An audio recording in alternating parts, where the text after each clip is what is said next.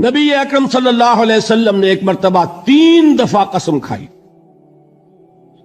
واللہ لا یؤمنو، واللہ لا یؤمنو، واللہ لا یؤمنو، خدا کی قسم وہ شخص مومن نہیں، خدا کی قسم وہ شخص مومن نہیں، خدا کی قسم وہ شخص مومن نہیں۔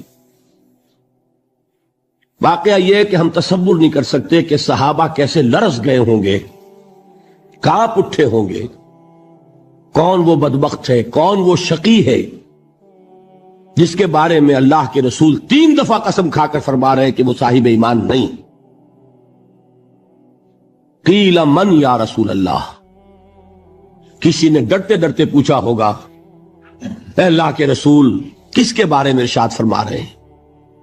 اب جواب سنیے، الذی لا یامن جارہ بوائقہ، وہ شخص کے جس کی ایذا رسانی کی وجہ سے، جس کی بدخلقی کی وجہ سے اس کا پڑوسی امن میں نہیں ہے۔ یہ کوئی گناہ کبیرہ ہے؟ آپ کی فہرست میں تو گناہ ہی نہیں، کبیرہ کیا سوال، صغیرہ بھی نہیں۔ زیادہ آپ یہ کہیں گے کہ ذرا بد اخلاقی ہے، کج خلقی ہے، بس اچھا کردار کا معاملہ نہیں ہے، یہ کہیں گے، گناہ کی فہرست میں نہیں آئے گی بات۔ کبیرہ بہت بڑی شے ہے، لیکن اس پر اللہ کے رسول نے 3 دفعہ قسم کھائی، ایمان نہیں ہے، ہرگز نہیں ہے، خدا کی قسم نہیں۔ فرمایا حضرت انس ابن مالک نے، یہ روایت جو میں نے آپ کو ابھی سنائی ہے، یہ کوئی ایسی ویسی روایت نہیں ہے، متفق علیہ ہے، بخاری اور مسلم دونوں میں موجود، ٹھیک ہے۔ وہ حضور کے خادم خاص ہیں، جیسے ذاتی کوئی ہوتا ہے معاملات میں مدد کرنے والا، خدمت کرنے والا، وہ ہے انس ابن مالک۔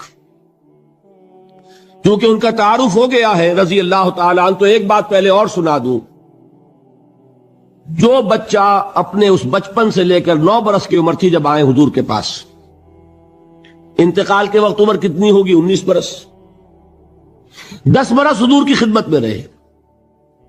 پہلے تو حضور کے اخلاق کی جو گواہی وہ دے رہا ہے وہ اس کی زبان سے سنیے کہ میں 10 برس حضور کی خدمت میں رہا، کسی بات پر ڈانٹنا تو کجا، حضور نے کبھی مجھ سے یہ بھی نہیں فرمایا کہ اے انس تم نے وہ کام کیوں نہیں کیا۔ یہ ہے ایک آقا کی حیثیت سے محمد الرسول اللہ صلی اللہ علیہ وسلم کا اخلاق۔ اگر نہیں کیا خود کر لیا، کوئی ڈانٹ ڈپٹ نہیں۔ حالانکہ بچے ہیں، بچوں کو ویسے بھی ڈانٹ ڈپٹ دیا جاتا ہے، لیکن نہیں۔ اب ان صحابی کی ایک گواہی سنیے، قلما خطبنا رسول اللہ صلی اللہ علیہ وسلم الا قال، فرماتے ہیں کہ شاذ ہی کبھی ایسا ہوا ہوگا کہ حضور نے کبھی خطبہ ارشاد فرمایا ہو اور اس میں یہ الفاظ نہ ہو۔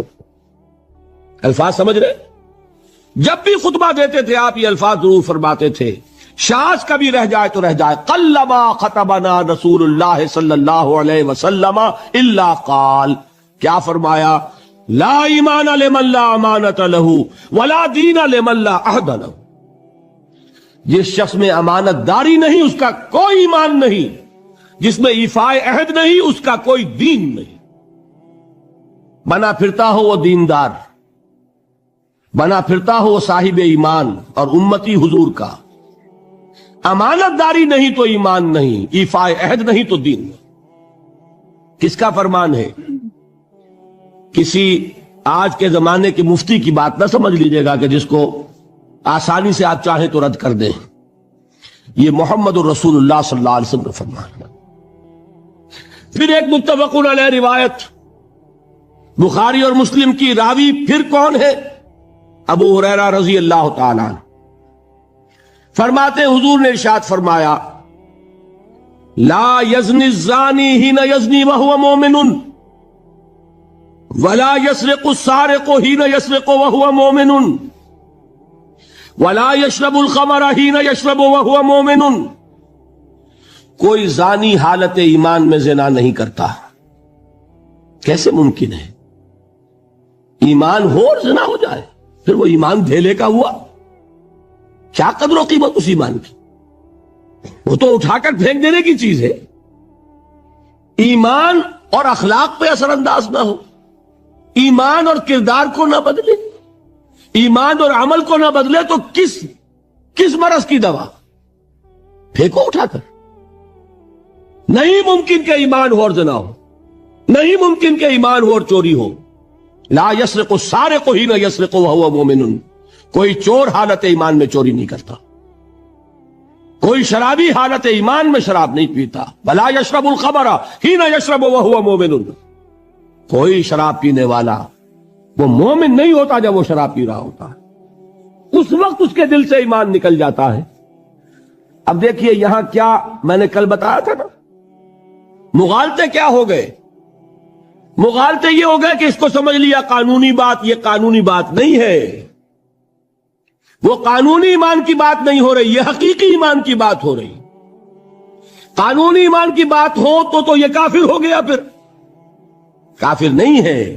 قانونی ایمان کا دار و مدار قول پر ہے، یہ وہ حقیقی ایمان ہے، قلبی یقین والا ایمان، اس کے بارے میں فرمایا جا رہا ہے وہ دل سے نکل جاتا ہے تو گناہ ہو سکتا ہے۔